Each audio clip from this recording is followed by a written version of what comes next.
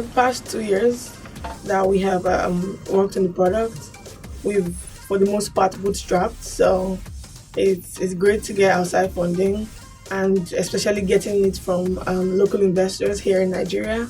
That's something that is for largely unprecedented, because like this amount of money usually comes from outside of the country. So we feel really lucky, and for the most part, we hope like that we can live up to the expectations of having raised this money from Nigeria. But like I think it's a super nice process.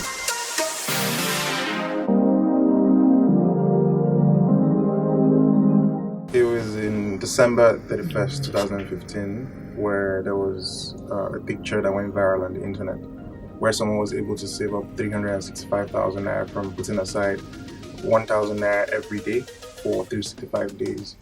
That was very inspiring, and then we saw it, and we actually, I decided to buy a saving box.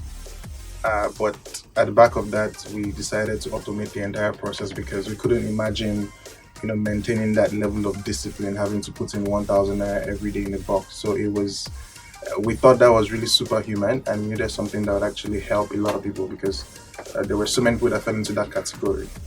So that was how the whole idea came to fruition.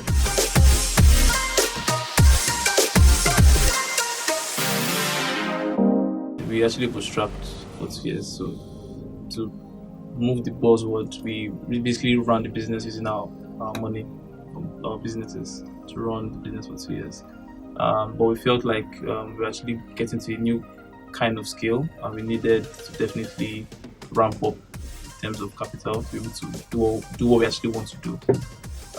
So I think also we're very lucky, because we're actually approached by our VCs, not the other way around.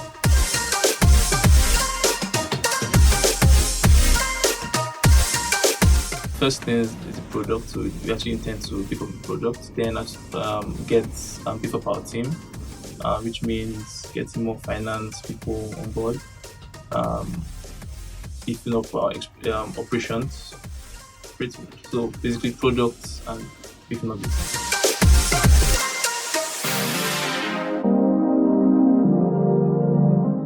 It's been difficult to say the least, but one thing we've been able to focus on is quality customer success, I would say. Ensuring that what we promise is what we deliver. A lot of businesses miss that part, but it's always important that when someone is telling someone else about your business, it's important that when those people eventually sign up to the platform, they're able to see the benefit as it was stated or as it was sold. So we just try to ensure that customers get quality customer service, or whatever it is they ask for, they get it on time, and pretty much allowing or amplifying the stories of people who have achieved a lot with their savings on PiggyBank.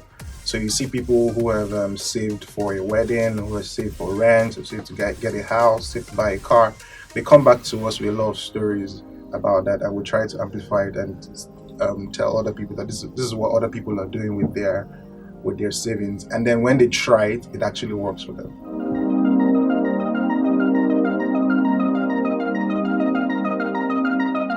I would say the mind shift.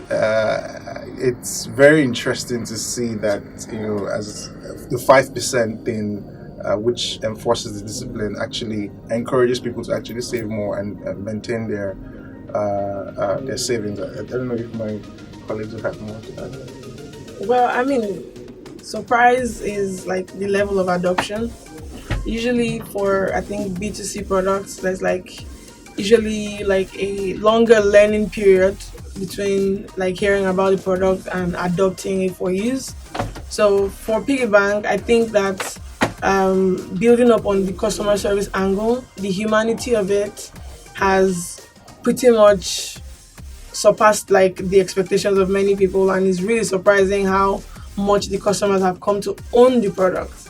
I think that's the part that like gets me all the time, is how protective they are of PiggyBank. Is see a comment, negative or otherwise, on Twitter or Facebook, anywhere, and before the PiggyBank account gets there, there's PiggyBank users already telling the person, it's all automated, it's all this, it's all that, and it's super impressive how much like the users own it, and like I don't think I've seen that happen very much. Yeah. Well, I think for me is the shift in behavior.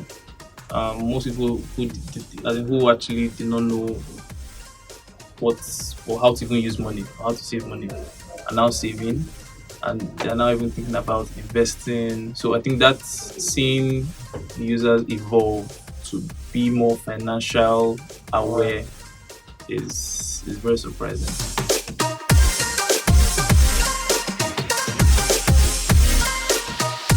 What I've seen is they have a lot of faith. So, for example, you can see millennials saying, "I want to use 50K to start a business," and it's exciting to see that with they think very big, which we all think very big, even with very little we have.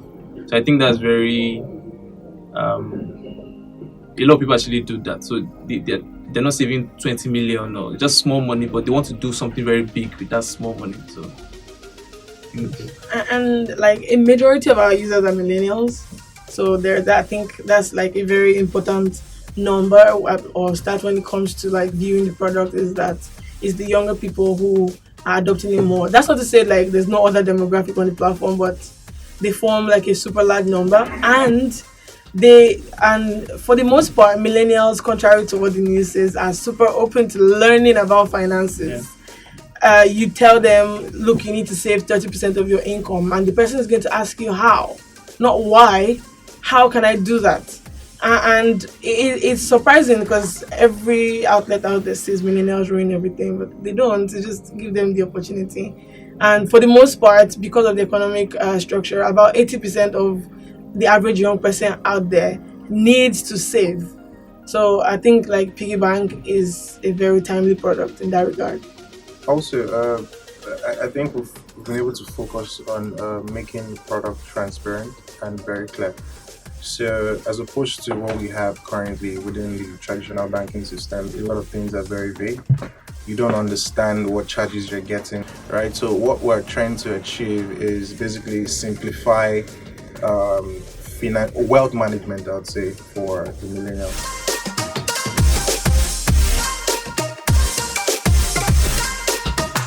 Everyone knows what they're doing in the company, and I think it's just mutual respect. We've known each other for a while. Yeah. We've been Like together for a while. 8 years. Yeah. So covenant after covenant, now you Also, kind of learn personalities. also, it's more about the greater good. So it has to be very objective. If you cannot be sentimental when the company is going to be at stake. So whatever decisions you have to make, it is for the good of the company. Yeah. Then it's logical and then it's right. It's PiggyBank You cannot, first. yeah. So You PiggyBank first. And I respect them or something. respect. Yeah, we respect her. Yeah.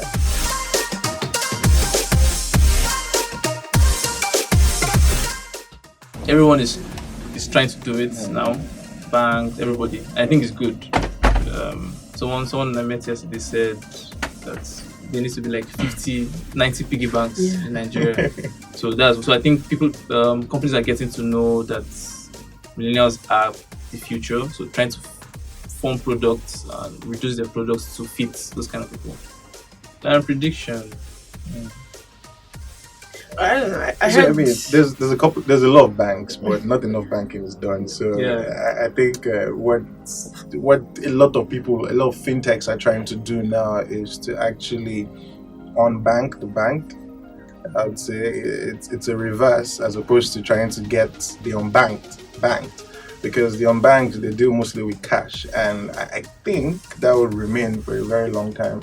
It's very difficult to ask someone who earns, let's say, 1,000 naira per day to come drop 500 naira in the bank. You know, they leave and spend that money, so that's why it's very easy for them to put money aside within their local communities using Ajo or Isusu. So I would say we're still a long way to unbanking, as in banking the unbanked.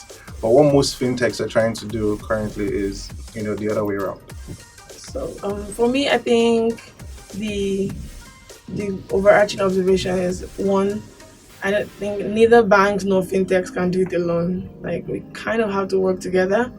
And two, I heard something at an event I was at. It's like banking is essential, but banks are not. But okay, that's not confrontational. So it just feels like, so that means that there needs to be more of a collaborative effort than adversarial like relationships.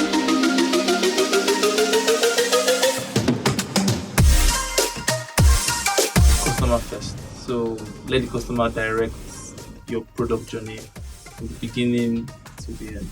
That's the only way you can actually find true innovation. Yeah.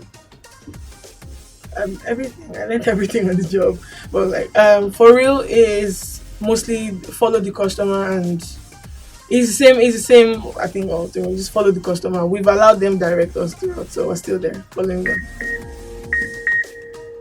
So I think it's similar, yeah. So product and customer service make up, I'd say, 80% of your marketing. So there's no point going out there to tell someone about the product that doesn't work, or Or that they don't want. or that they don't want. So a lot of work needs to go into your product to actually ensure that it's delivering the right outcomes and results, for the intended user, pretty much. So I'm Josh. I'm Oduaya. And I'm Sumto. And we're from PiggyBank.ng.